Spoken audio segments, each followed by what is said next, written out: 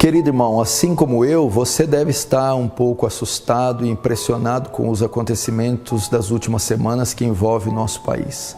Há mais de um ano nós temos enfrentado uma pesada, poderosa crise que envolve o mundo todo.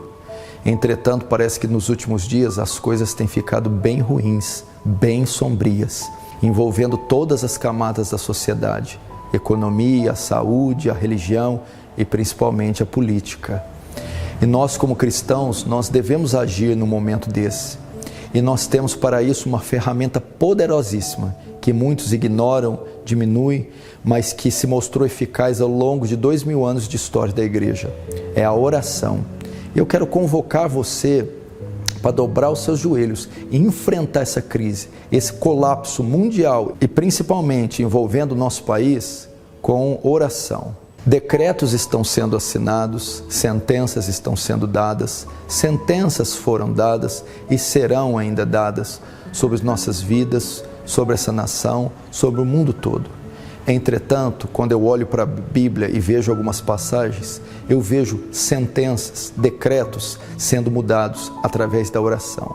Você pode ver isso, por exemplo, na história do rei Josafá, quando ele foi cercado por 3 exércitos inimigos, os amonitas, menonitas e moabitas.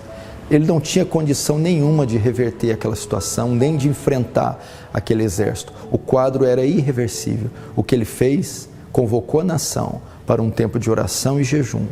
E se humilhando e clamando a Deus, oraram por livramento. E você sabe o final da história. Deus efetuou um grande livramento em resposta à oração do rei Josafá. O mesmo pode ser visto também quando Deus ia destruir Sodoma e Gomorra. E Ló, sobrinho de Abraão, se encontrava habitando naquela cidade. O que Abraão faz? Roga a Deus e diz: destruiria tu o justo com o ímpio? Então Deus responde: certamente, se tiver 10 justos, eu não destruirei. Deus então poupa Ló, e a causa disso foi a intercessão de Abraão, através da oração da igreja. Quando ela se move, quando ela se reúne, quando ela dobra os seus joelhos, invoca o seu Deus e clama o seu Deus, esse Deus então opera, então responde. Como diz em Daniel, ele remove leis, estabelece leis, remove reis e estabelece reis, tempos e estações. E muitas dessas coisas ele faz em resposta às orações da igreja. Vem você também se unir a nós em oração e orar por essa nação. Orar para Deus ter misericórdia e compaixão dela. Orar para que Deus estenda a sua mão e poupe a nação. Orar para que Deus ilumine os governantes. Orar para que Deus refreie a corrupção. Orar para que Deus traga solução para essa crise e ilumine a mente e o coração dos cientistas e dos profissionais responsáveis para trazer a nós a solução. Orar, irmãos, para a igreja ser purificada, avivada. Orar para que os santos não se percam e sejam sustentados nesses dias. Orar para que hajam conversões e que multidões de pessoas venham a Cristo, se arrependam dos seus pecados e reconheçam Jesus como o único Senhor e Salvador. Entretanto, apenas reunir para jejuar e orar não é suficiente, pois isso não se mostrou eficaz em um período da história de Israel. Quando você vai até Isaías 58, eles estão clamando a Deus, estão gemendo com dificuldades, pedindo a misericórdia divina, e Deus não responde. E o texto diz: por que oramos nós e tu não responde? Por que afligimos a nossa carne e o Senhor não atenta?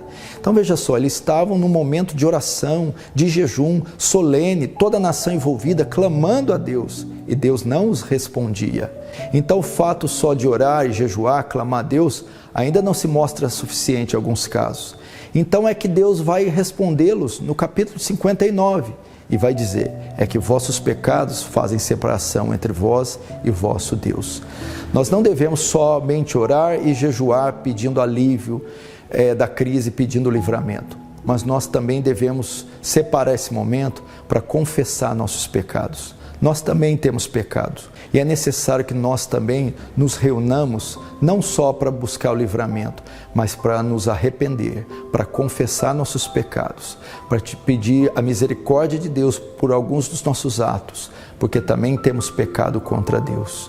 Então, depois de, com oração e jejum, arrependidos, com o rosto em terra, pedindo a misericórdia divina, pedindo perdão dos nossos pecados, então há esperança que Deus sare essa terra.